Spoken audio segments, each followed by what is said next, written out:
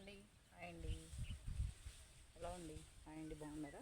మన తోటలో మిరపకాయలు చూడండి. మిరపకాయలు చూడండి, ఎంత మిరపకాయ రాలిపోతున్నాయి అన్నమాట. ఇలా పురుగు పట్టేసి రాలుతున్నాయి. దీనికైతే మందు అయితే కొట్టాలి, స్ప్రే చేయాలని.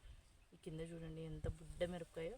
జస్ట్ మనం అలా పైకి ఎత్తినామంటే ఇరిగిపోతుంది అన్నమాట మిరపకాయ. చెండుమల్లె పూలు చూడండి ఎంత బాగున్నాయి. చెండుమల్లెలు పూజకు పనికిరావు అంటారు. ఇది ఎంత మటుకు నిజం ఫ్రెండ్స్?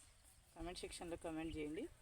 నేనైతే పెడతాను అనమాట. ఖచ్చితంగా అయితే ఈ పూలు పిక్కుపోయి నేనైతే పూజకైతే వాడుకుంటాను.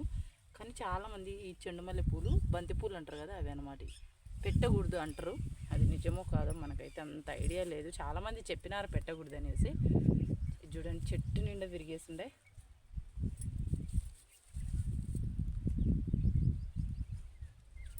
చెట్టు నిండా చూడండి ఎలా ఉన్నాయో. ఫుల్గా బాగా ఊగుతున్నాయి అన్నమాట. మంచి స్మెల్ అనమాట. ఆరెంజ్ కలర్లో ఉన్నాయి చూడండి. ఎల్లో కాదనమాట, దీంట్లో 2 కలర్స్ ఉంటాయి కదా.